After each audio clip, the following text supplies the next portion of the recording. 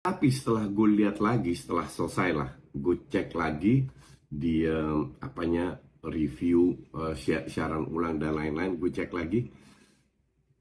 Pertanyaan kan adalah satu, aturan baku.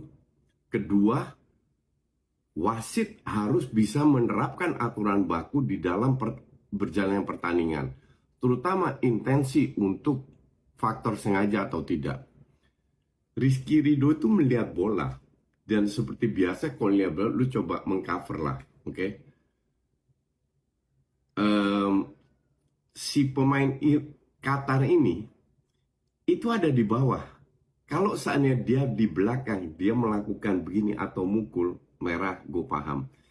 Tapi dia ke bawah, memang ada gerakan mukul dan jelas kena mukanya. Tapi Ricky Rude nggak bisa lihat kalau dia, setahu gue dia nggak bisa lihat kalau dia di bawah. Terus mungkin dia merasakannya. Jadi untuk gue ini terlalu kejam untuk diberikan kartu merah. Penalti. Ya karena gue tidak melihat ini ada unsur sengaja atau tidak. Kecuali kita kenal Rizky Ridho sebagai pemain yang jorok, yang sering melakukan itu. Kan nggak, selama ini dia di timnas selalu main bersih gitu loh. Jadi untuk gue agak kejam, dan ini yang kalau gue bilang merusak pertandingan. 1-0 penalti. Gak ada masalah. 1-0 kalau gue bilang karena katroknya Qatar ini gak ada masalah. Masuk babak kedua tinggal berapa pemain ditampol-tampolin, main lebih kalem lagi, fokus ke passing-passingnya. Gak lama di babak Ivan Jenner dapat kartu kuning. Nah ini tai, ini bener-bener ini sampah. Dia itu udah lompat, mungkin karena dia nggak lompatnya bener-bener lompat, cuman ngangkat kakinya biar nggak kena. Aduh, mungkin keserempet dikit dikasih kuning lagi loh. Ampun dah, bener-bener. Ini yang bikin Sintayong juga marah besar, dan gue paham kenapa Sintayong marah besar sampai Sintayong dapat kartu kuning loh.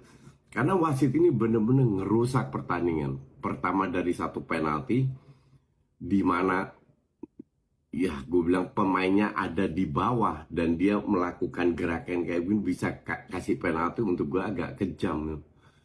Terus kartu kuningnya ya tambah gue bertanya, ini wasit netral nggak ya? Tahu sendirilah Qatar main tuan rumah seperti apa. Justru setelah 10 pemain, kita itu lebih bisa mengontrol pertandingan. Dalam arti berkali-kali kita melakukan serangan, menunjukkan betapa katroknya Qatar ini. Gak lama free kick ini gue jadi bingung, Hernando. Ini gue kasih contoh ya.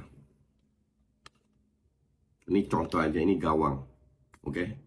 Ini gawang dari samping lah, biar kalian bisa lihat.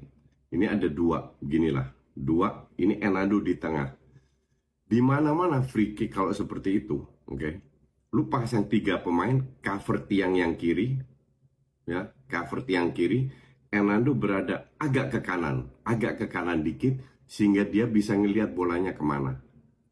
Yang terjadi dia berdiri di tengah, di belakang tembok 2 orang. Gue nggak ngerti ini. Teori dari mana bikin tembok yang dilakukan oleh Hernando ini. Ngerti nggak?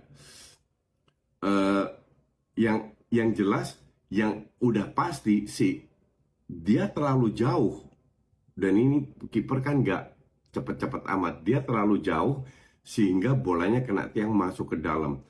Kalau seandainya, ya, kalau gue bilang seandainya dia bikin 3 orang untuk cover satu tiang, dia berada agak ke kanan, dia cover tiang satunya, itu nggak terjadi gol. Jadi ini murni salah sendiri, salah kita sendiri. Nggak berjalan lama, permainan kita sudah terpengaruhi terhadap wasit katro itu. Satu dari penalti, kedua kartu kuningnya Ivan Jenner. Itu tapi yang gue salut, gue melihat pemain-pemain lokal, terutama pemain Liga 1, Liga 1, ini punya fighting spirit tinggi loh. Bener-bener gue pertama kali lihat timnas Indonesia punya fighting spirit yang luar biasa. Mereka nggak mau kalah dengan pemain-pemain yang dari liga luar nggak mau kalah dengan Marcelino dengan mereka benar-benar ingin membuktikan, which is good karena fighting spirit kita itu benar-benar luar biasa yang ditunjukkan. Lawan 10 orang berkali-kali kita nyerang, berkali-kali kita bermain dengan 10 orang. Bahkan Sananta di menit 90 kartu merah, kita itu masih coba nyerang, masih bukan. Semenjak di babak kedua kita bermain 10 orang, Qatar mungkin dapat satu peluang yang counter nggak masuk. That's it. Sehancur itu tim ini. Semoga ini dibantai sama Australia sama Yordania karena ini tim benar-benar nggak layak menang.